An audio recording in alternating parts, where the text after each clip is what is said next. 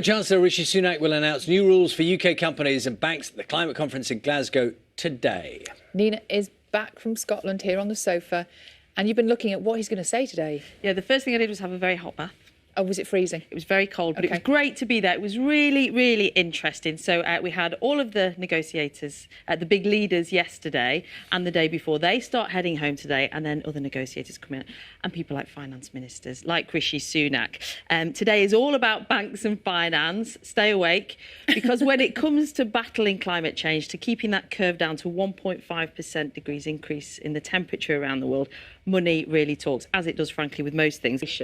That's the ambition. Right, Does so that it's make domestic. sense? It's a domestic policy. It's a domestic ambition. Right. But globally, the Chancellor will confirm today that more than 400 companies around the world have signed up to something else, to some really tough carbon goals. And this is quite significant because between them, these firms own or manage about 95... Alarm went off because there was some liquid that it was in the wrong place. You don't want that You don't want in that. a spacecraft. I mean, it's not like you can call the plumber, really, is it, at any point? Wonder how long they have to cross their legs for. How long is that journey? Well, until they can get their hands on their backup undergarments, which is my new phrase for the day. I'm going to show you this. That's a good one, Charlie. Here's a woman I think we can all aspire to be a little bit more like cricketer Eileen. Fantastic. Just says 110. 110. Cricketer, worked for MI6 and still smiling. And is it her birthday today?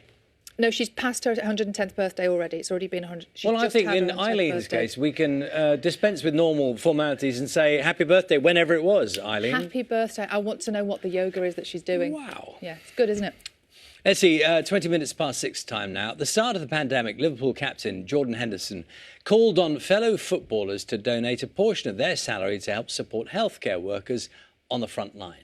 Jordan's efforts helped to raise millions of pounds for the group, NHS Charities Together. And now, more than a year on, he's been to meet some of those who have benefited from it. I went along with him.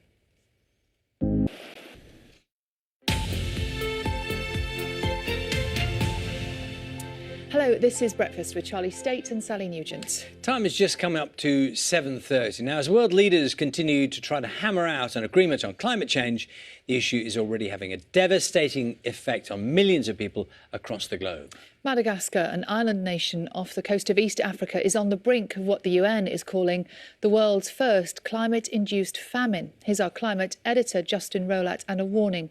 You might find some of the images in his report upsetting. Right, though, I don't think anyone else will ever beat that, will they?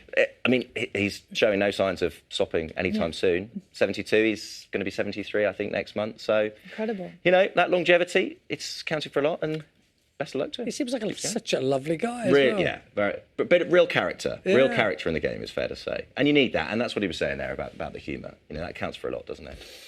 And a supportive family as well. I think you mentioned You that. need a very supportive family. A lot of time on the road, is fair to say. Yeah, definitely. As a football manager. John, thanks very much. 7:44. Let's have a look at the weather. Carol's got all the details for us. Really agreed to do this, but I did, and we chopped everything else off. Yeah. Was that kind of COVID measures because you didn't have people to do that for you, or is it just you suddenly had the urge? No, I'm did just it? completely insane. And I thought it might be an interesting character trait.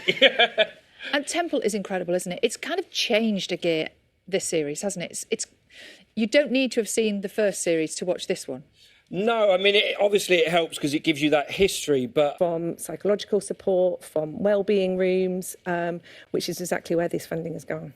I tell you what occurs to me, Ellie, is that lots of people, I use the phrase ordinary people very advisedly, they don't make announcements about giving money to charities like yours, and they do it anyway, which is that's the sort of lifeblood of what you do, isn't it?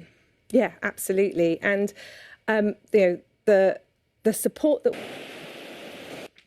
Good morning and welcome to a very special joint programme from BBC Radio 5 Live and BBC Breakfast with Rachel Burden and Sally Nugent. This morning we are putting your questions to the Deputy Chief Medical Officer, Professor Jonathan Van Tam, to get the latest advice on the pandemic as we head into winter. And whether you're listening on the radio, whether you're watching on the television, whether you're following online, thank you for being with us. We have been inundated with questions, hundreds of you getting in touch, and we've got a lot to get through, from boosters to teenage vaccinations to plans for Christmas. Professor, Lots and lots of questions about boosters. Just a couple here. This is from Kate. A few months ago, it wasn't possible to mix vaccines. Why is it okay now? And this from Dennis.